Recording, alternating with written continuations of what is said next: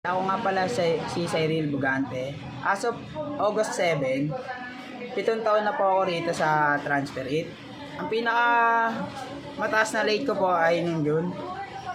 Ang highest sales ko naman ay nung May with transaction na count of 20.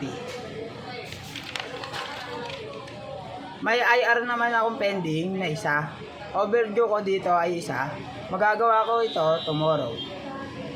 Sa workshop ko naman ay may excellent akong isa.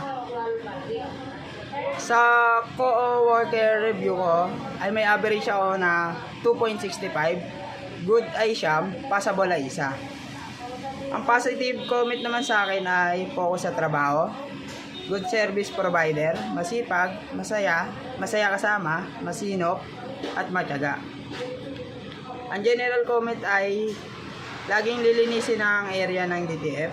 Ang dapat ko pa improve ay ang pagiging maayos sa area ko po.